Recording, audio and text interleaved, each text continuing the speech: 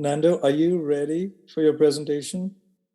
Yeah, no problem. Okay, I'm sorry for this sort of convoluted schedule, but for the sake of time, if you don't mind.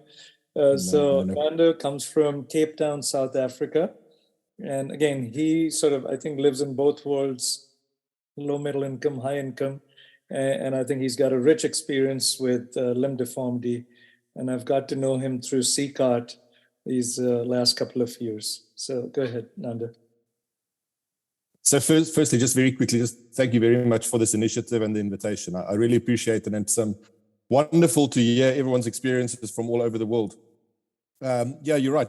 So I'm going to maybe just share a little bit of the South African experience. We do seem to straddle a little bit the developing and the developed world in terms of the pathology that we see and the sometimes resources that are available to us. So my declarations, I just do educational activities for the following companies. So this is the type of picture that you'll see if you Google Cape Town in South Africa. Beautiful. You can see the stadium that was built for the 2010 Soccer World Cup that was hosted in South Africa. And these are the nice, beautiful pictures that is promoted to the world. Similarly, this is Stellenbosch University. It's about 100 kilometers inland from Cape Town.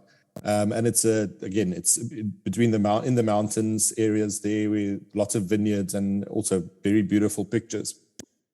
This is where I work. The white building in the front is Stellenbosch University Medical Campus, and the brown building at the back is Tygerberg Hospital, which is a government hospital. And I kid you not, it's probably one of the ugliest buildings that you would ever visit if you would come to visit us. It's a government-funded level 1 trauma center, 1,400 bed hospital. It's the second largest hospital in South Africa. And our catchment area is about 4.5 million people. So we serve quite a large community surrounding our hospital, being the only tertiary hospital for this 4.5 million people. Doing this, we actually have relatively small orthopedic department. Now, imagine in your own hospitals, the workforce that you would have to deal with the patient load that you have. For us, we have 8 full-time consultants, 2 part-time consultants. We have a residency program with 16 registrars. And then we also offer 4 fellowship programs. So we have 4 fellows that's in the department. So actually a relatively small workforce to deal with the workload that we have. The fellowship programs, we arthroplasty, limb reconstruction, we have a spine fellowship as well as a pediatric fellowship. And I really, if you know anyone that wants to come and work in an environment that you can see the pathology that we see and gain some experience, please send them our way. We are always willing to host anyone from anywhere. And it's really nice to have this international flavor of visitors to us. This is just the limb reconstruction fellowship. Now, I just want to say that I am not a pediatric surgeon. I am a limb reconstruction surgeon that mostly deals with adolescents and adults. So I'm not a pediatric surgeon. I don't profess to be one at all. But I will show you some of the cases or some of the situations that we deal with in terms of pediatrics and adolescents at our hospital. This is a common site in our hospital. This is international individuals that come for training, come for experience. Visitors vary from a couple of months to a year visits. The gentleman in the middle is Will Harrison. He's up in the UK back after his fellowship with me. And it's quite nice to have all of these international people visiting us all the time. And this is again where I can emphasize what was said previously. This teaching and learning that we can have from each other, both in the developed world and the developing world. There's lots to offer both ways, bidirectional teaching, bidirectional learning.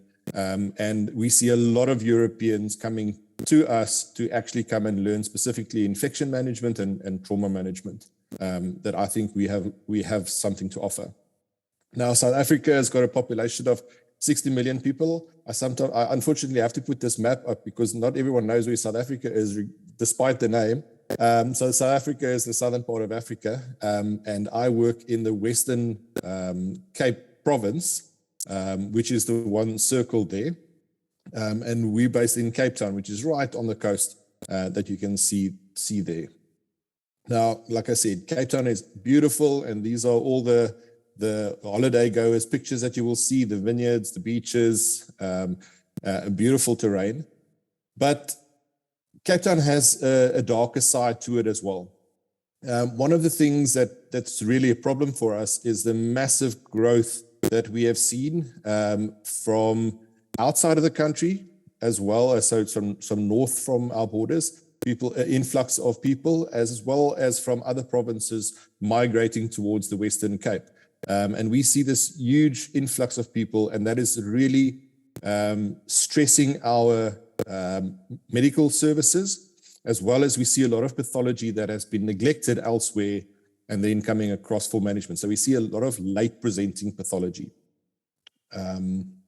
So the other thing is that a lot of these pictures don't show is the darker side of Cape Town. So the Western Metro population, about 3 million, is the beautiful picture on the left, while a lot of our patients come from the Eastern Metro, like we said, about a 4.5 million population, and this is where they live. So informal settlements, a lot of influx for work from other provinces coming here, and a lot of our patients come from these areas. There's also high crime areas, a lot of interpersonal violence, a lot of gunshot wounds that we see because of that. And this is typically what our emergency department looks like on a weekend, where these are all patients that have already been seen, waiting to be admitted to their beds, but the hospital is full, so they are waiting in the emergency area to go up to the wards. And it's literally like trying to play Tetris, going to evaluate all of these patients as they are waiting to go to bed. You have to move trolleys around in order to get to the trolleys at the back. So you can see that our health services are completely overburdened with what we have at the moment and what we see. This is classically what our emergency list looked like just for orthopedics. So every single one of these patients on that list is waiting waiting for surgery. So these are ankle fractures, open fractures, neck or femur fractures. And on an average day, you'll see there are 82 patients waiting on our emergency board, waiting for surgery. On a monthly basis, we see about 34 polytrauma patients, 48 open fractures, and then 79 gunshot-related fractures that we have to manage every month. We also have the highest HIV population in the world. Luckily, also the most patients on ARVs, but this adds to the burden of disease that we see.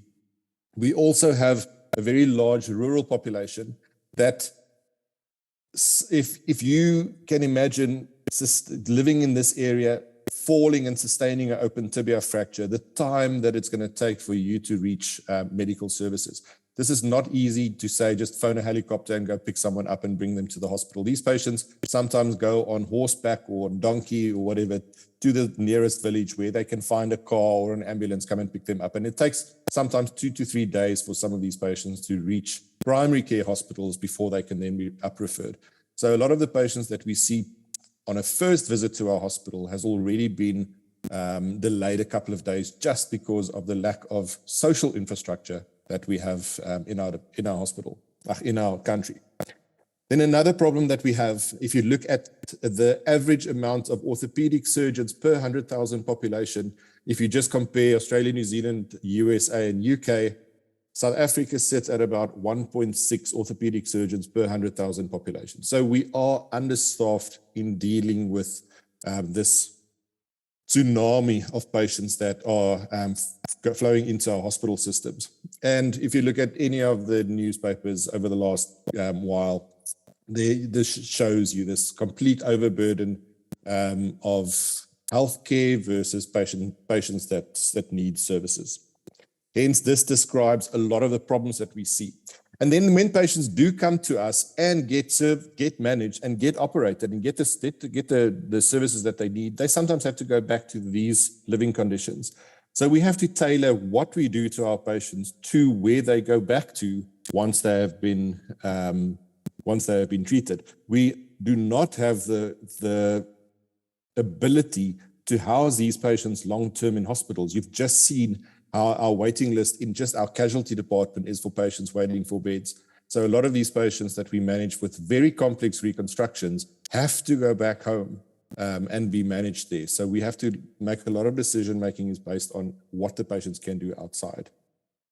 So it's, with all of these taken into account, it's no surprise that we see patients like this. And we've seen a lot of these types of cases in a lot of presentations this evening, Blount's disease and severe Blount's disease. We always still even ask, how has this patient been out not being treated for such a long time and come only present at this age to be managed? I don't have the answers for that either.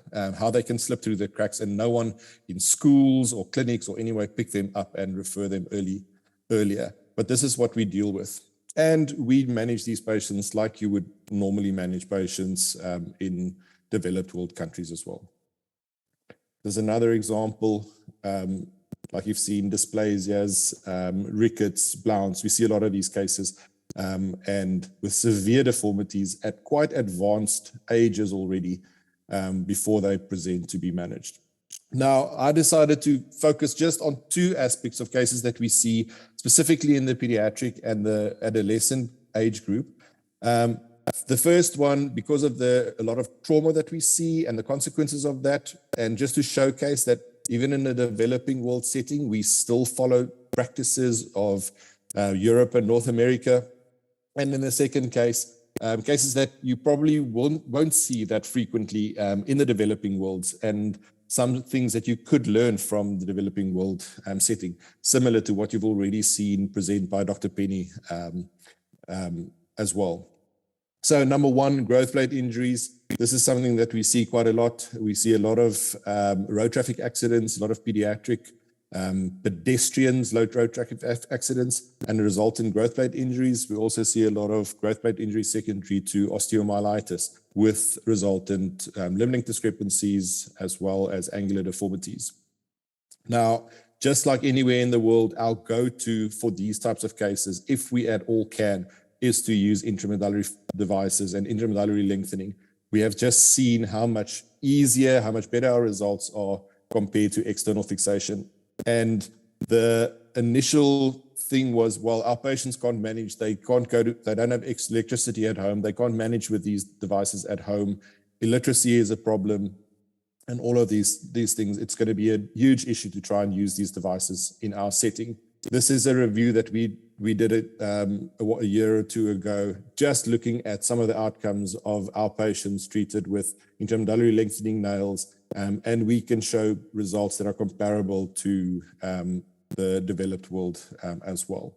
I'll just go through some of the cases that we've had at Tygerberg Hospital. So this is a 14-year-old that had a right distal femur growth plate injury secondary to a traumatic removal of staples for growth modulation of the distal femur.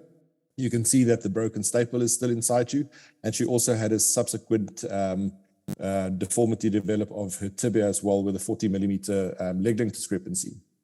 And this is her initially, parents coming saying, is there anything that we can do? Because where she was managed initially said that that's it, they can't offer any more services.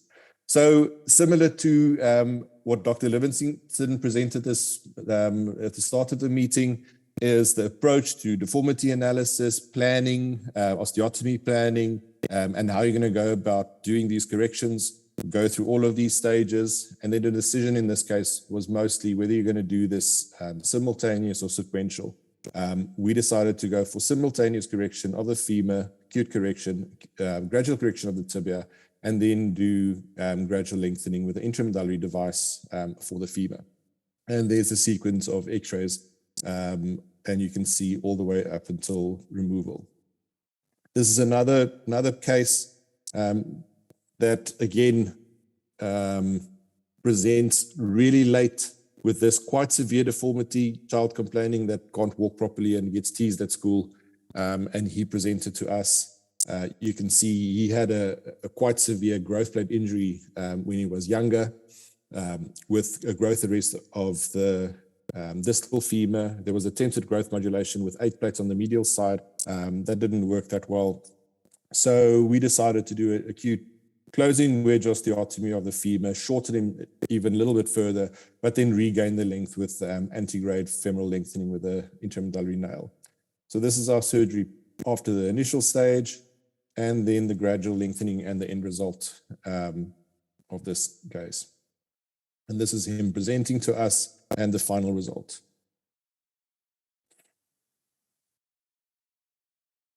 Similar story, 7-year-old growth plate injury after high energy trauma. You can see this growth plate injury initially fixed with external fixation and intrafragmentary screw fixation, but that growth plate didn't survive that trauma. Leg length discrepancy and a bad procurvatum deformity. We did acute correction, retrograde lengthening with the intramedullary nail and equalized the leg length and over lengthened him slightly just for future growth. Similar result, a similar case, this patient again, valgus deformity and short femur, closed off the growth plate, acute correction of the distal femur. Once that is united, converted it to a nail and equalized the length with the intramedullary device. What we see quite a bit of nowadays, and what our arthroplasty surgeons are actually developing quite a big series at the moment, is these young, or the adolescents and young adults that are presenting with quite severe destruction of the hips following septic arthritis. And a lot of our cases, we see this, limb length discrepancies with these badly destroyed hips. And like I said, we've got quite a big series and very successful outcomes with arthroplasty in the young adult and adolescent. I think the youngest patient that our arthroplasty unit has done so far has been 14 years old to do a hip replacement. And they regain incredible function once you replace these. After the surgeons then, the arthroplasty surgeons manage the hip, they then refer them to us to go and equalize the limb lengths. And we generally do this with reverse planning and retrograde lengthening of the femur. In this case, we use the fit bone. So that's growth plate injuries, angular deformities with limb length discrepancies. The second, what I want to show is the approach to the management of acute hematologic osteomyelitis. And what we see is something different than what you see in Europe and North America.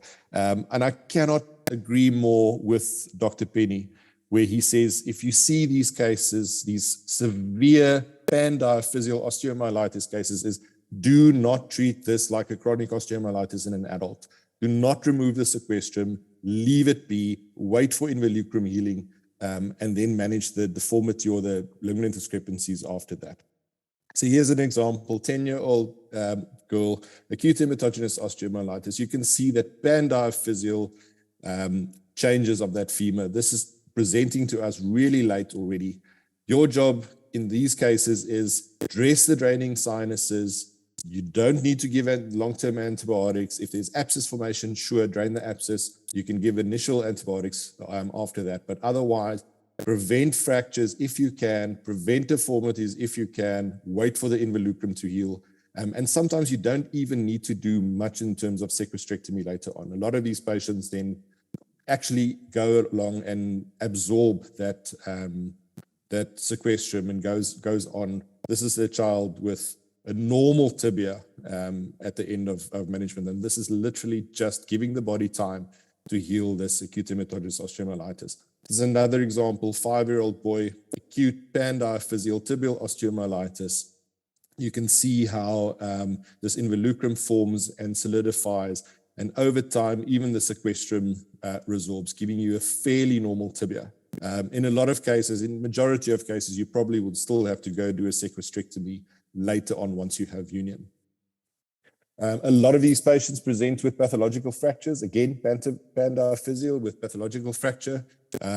If they do fracture, try and avoid deformity work. That's really difficult, deformity that is really difficult to prevent these deformities, but if you can, they will heal, the involucrum will heal, and you probably won't have to do much more than that.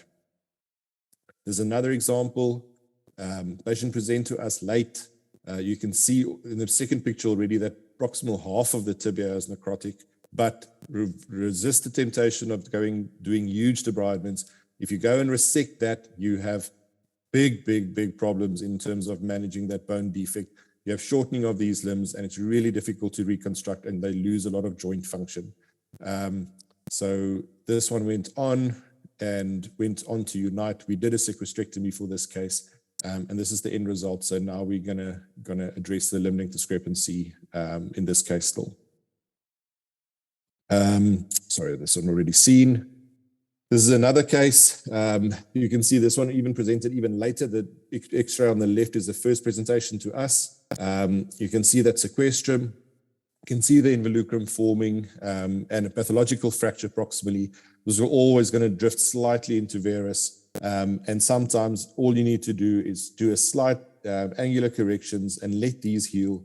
And then later you can come back and do sequestrectomies and dead space management, whatever technique you prefer.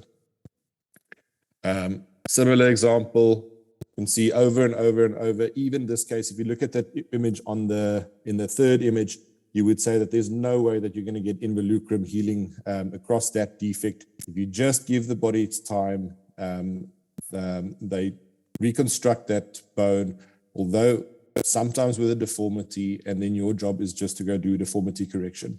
And you can go from an image like that on the left to a relatively normal tibia, relatively decent alignment without major reconstructive surgeries, just giving body its chance. And that's it from us. Thank you very much, Sanjeev, for the invitation and hearing our experiences on this forum.